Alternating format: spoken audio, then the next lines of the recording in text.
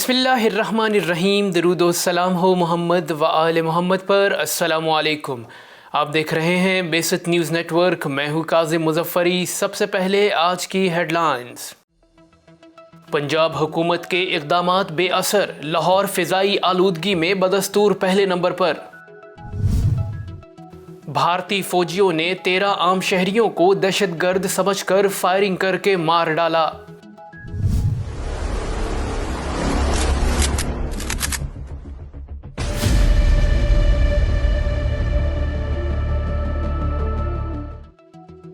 Hezbollah ने कहा है कि लबनान में गैर मुल्की मुदाखलत हिज़्बुल्लाह को कमज़ोर नहीं कर सकती। बेल्जियम में कोरोना पाबंदियों के खिलाफ मुजाहिरे, पुलिस और मुजाहिरीन के दरमियान झड़पें।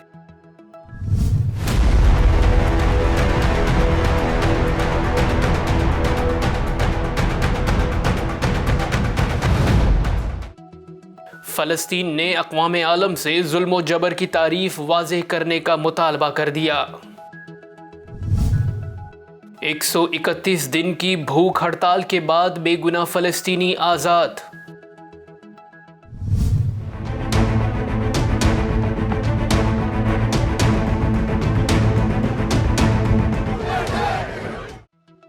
अमरीकी रियासतों में इस्लाम दुश्मनी को मामूल बनाने का अमल ज़ोर पकड़ने लगा। इंसानी हकूक़ की तंजीम का कहना है कि सऊदी अरब दहशतगर्दी की दफ़ात लगाकर सियासी मुखालफीन ख़त्म कर रहा है।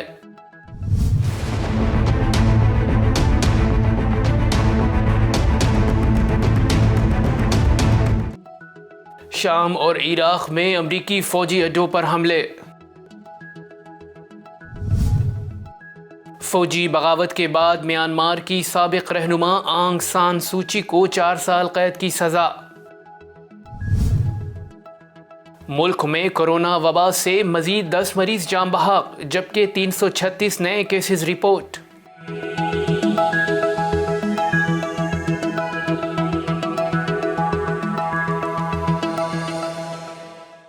और अब खबरें तफसीर के साथ। पंजाब हुकूमत के इक़दामात बेअसर साबित हुए। लाहौर फ़िज़ाई आलूदगी में बदस्तूर पहले नंबर पर। ज़राए के मुताबिक दुनिया के आलूदा तरीन शहरों में लाहौर आज भी पहले नंबर पर रहा, जबकि महकमा मौसमियात ने बारिश के बाद स्मोग में कमी का इम्कान जाहिर किया है।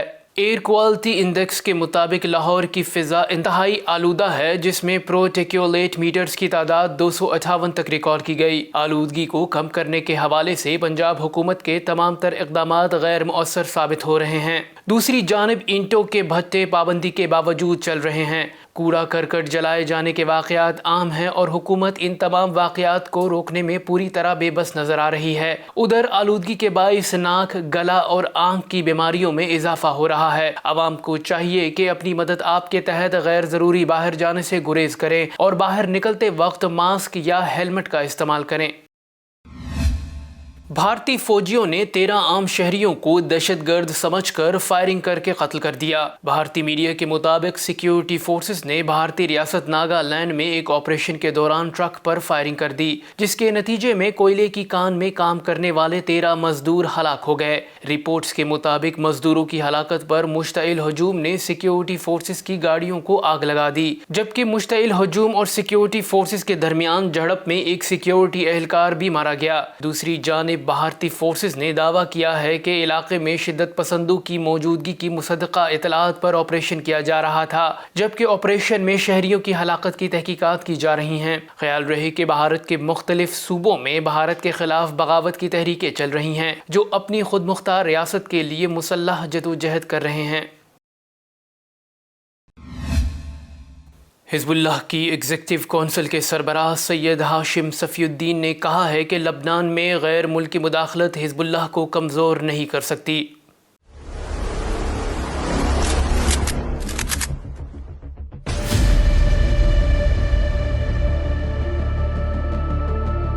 हिजबुल्लाह की एग्जीक्यूटिव काउंसिल के सरबराह सैयद हाशिम सफीउद्दीन का कहना है कि लबनान में बैरूनी मुदाखलत और पाबंदियां हिजबुल्लाह को कभी कमजोर नहीं कर सकती और ऐसा सोचना भी दीवाने का ख्वाब है।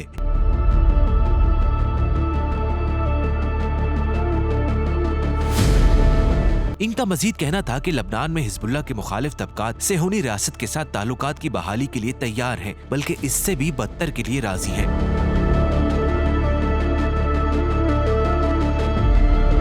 حزب اللہ کے رہنماؤں کا کہنا ہے کہ حزب اللہ کا مقصد لبنانی عوام کی مدد کرنا اور لبنان کو بحران سے نکالنا ہے۔ واضح رہے کہ مغربی ممالک اور امریکہ نے حزب اللہ پر پابندیاں عائد کر رکھی ہیں اور آسٹریلیا نے بھی گزشتہ ماہ حزب اللہ پر پابندیاں عائد کر دی تھیں، لیکن حزب اللہ کا کہنا ہے کہ ان پابندیوں سے ہمیں جھکانا ناممکن ہے اور حزب اللہ استقامت دکھاتے ہوئے لبنان کو بحران سے نجات دینے میں جلد کامیاب ہو جائے گی۔ بیلجیم میں کورونا پابندیوں کے خلاف مظاہرے پھوٹ پڑے، جبکہ پولیس اور مظاہرین کے درمیان جھڑپوں میں متعدد مظاہرین زخمی بھی ہوئے۔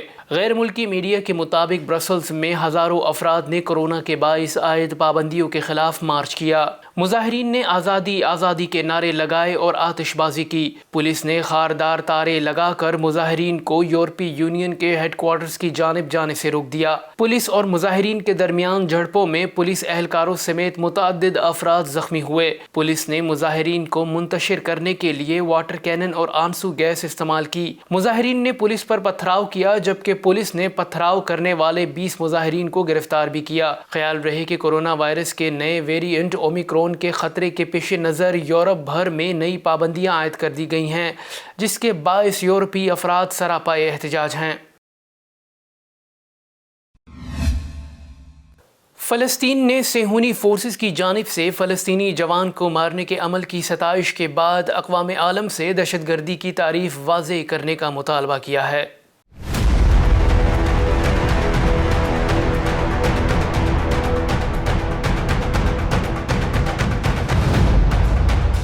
فلسطینی وزارت خارجہ نے کہا ہے کہ اسرائیلی فورسز کی جانب سے فلسطینی جوان کو مارنے کے عمل کی ستائش کے بعد اقوام عالم کو چاہیے کہ دہشت گردی کی دوبارہ تعریف کریں۔ غاصب صہیونی ریاست پر دہشت گردی اور جبر کی تعریف کو نہیں چھوڑنا چاہیے۔ واضح رہے کہ گزشتہ روز ایک فلسطینی جوان کو اسرائیلی فورسز نے پہلے زخمی کیا اور پھر اس کو گولی مار دی۔ اسرائیلی فورسز نے نوجوان تک نہ صرف طبی امداد نہیں پہنچنے دی بلکہ وہاں موجود 40 افراد کو بھی زخمی کر دیا۔ اس عمل کی نفتالی بینٹ سمیت تمام حکام نے تعریف کی، جبکہ عالمی کمیونٹی اسرائیلی دہشت گردی پر نہ صرف کوئی گرفت نہیں کرتی بلکہ خاموشی اختیار کرتی ہے۔ فلسطینی عوام و حکام کا کہنا ہے کہ اقوام متحدہ مسئلہ فلسطین پر دوہرے معیار کا مظاہرہ کر رہا ہے۔ فلسطینیوں پر اسرائیلی جارحیت کو دہشت گردی اور انسانیت کے خلاف جرائم تصور ہی نہیں کیا جاتا، اس لیے اقوام عالم کو چاہیے کہ دہشت گردی اور جارحیت کی تعریف کو واضح کریں۔ 131 دن کی بھوک ہڑتال کے بعد بے گناہ فلسطینی کو آزادی مل گئی۔ غیر ملکی خبررساں ایجنسی کے مطابق 32 سالہ قائد فسفوس 131 دن کی طویل بھوک ہڑتال کے بعد آخرکار صہیونی جیل سے آزاد ہو کر واپس گھر لوٹ آئے۔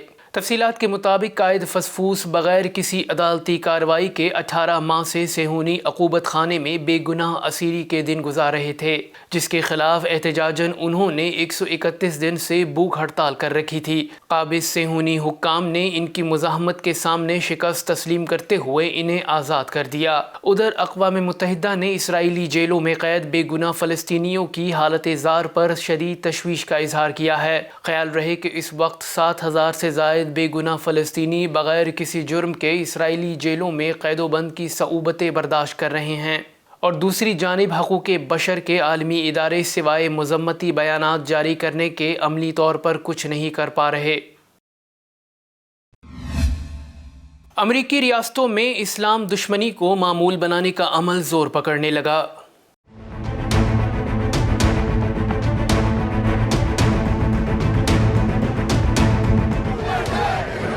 امریکی کانگریس سے تعلق رکھنے والی خاتون رکن الہان عمر کا کہنا ہے کہ ریپبلکنز اسلام ہراسی اور نفرت کی مذمت و حوصلہ شکنی نہیں کرتے، کیونکہ وہ خود امریکی ریاستوں میں اسلام دشمنی کو معمول بنا رہے ہیں۔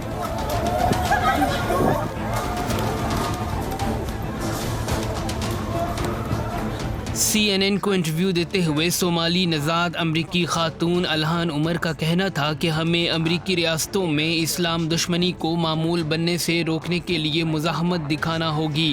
Which tells you that their conference condones this, and that's why it's dangerous, because people across the world not just in the United States, are seeing this, and they are worried. As you know, Islamophobia is on the rise. واضح ہے کہ اس سے قبل Republicans کی خاتون سیاستدان لاروین بوبرٹ نے اسلام ہراسی پر مبنی متعدد بیانات دیے، جس پر تنازع بھی بنا اور عوام نے کیپٹل ہل میں مظاہرہ بھی کیا۔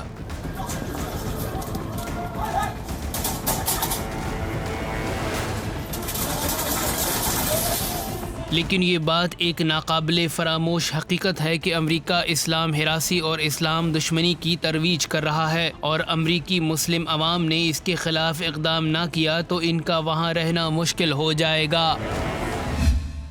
انسانی حقوق کے ادارے نے کہا ہے کہ سعودی عرب دہشت گردی کی دفعات لگا کر سیاسی مخالفین ختم کر رہا ہے۔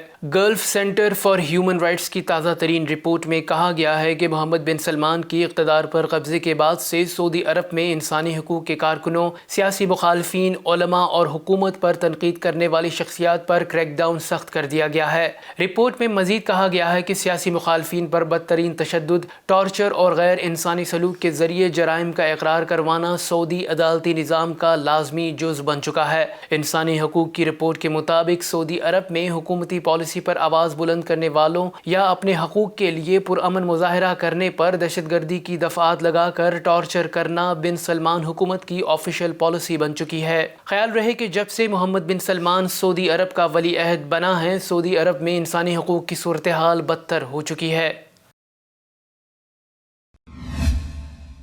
شام میں امریکہ کے زیر انتظام 2 ملٹری بیسز پر حملہ ہوا، جبکہ عراق میں ایک امریکی فوجی قافلے پر بھی حملہ ہوا۔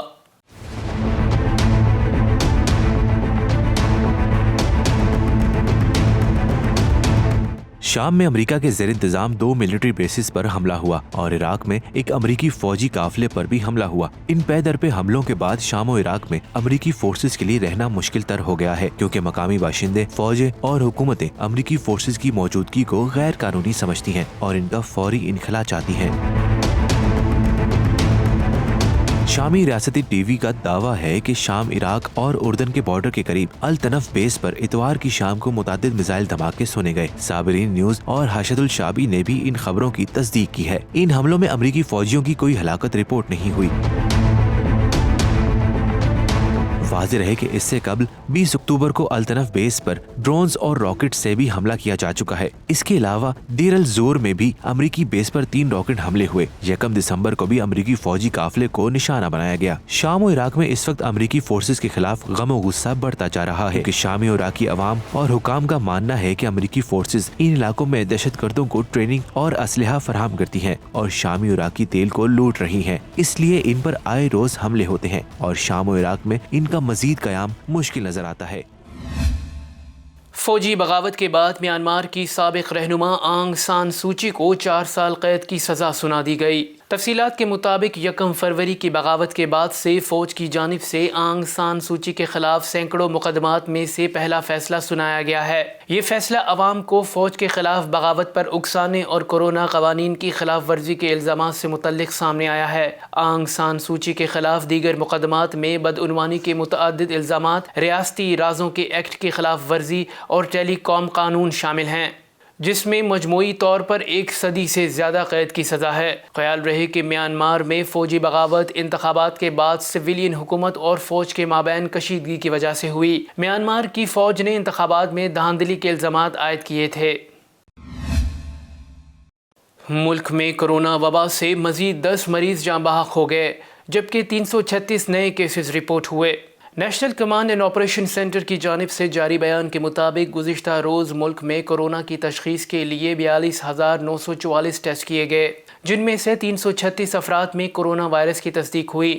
گزشتہ روز اس وبا نے مزید 10 افراد کی زندگیوں کو نگل لیا، جبکہ مثبت کیسز کی شرح 0.78% ریکارڈ ہوئی ہے۔ اس کے علاوہ 862 مریضوں کی حالت تشویشناک بتائی جا رہی ہے۔ دوسری جانب NCOC نے کورونا کے نئے ویریئنٹ اومیکرون کے خطرے کے پیش نظر کیٹیگری C کے ممالک میں اضافہ کر دیا اور ان ممالک سے پاکستان آنے پر مکمل پابندی عائد کر دی۔ NCOC کے مطابق پاکستان آنے والے تمام مسافروں کے لیے ویکسینیشن لازمی ہوگی، جبکہ 6 سال اور زائد عمر کے پاکستانیوں، غیر ملکیوں کے لیے PCR ٹیسٹ لازمی ہوگا۔ اب تک کے لیے اتنا ہی. مزید خبروں اور اپڈیٹس کے لیے دیکھتے رہیے بیست نیوز نیٹ ورک. اپنا خیال رکھیے گا. اللہ حافظ.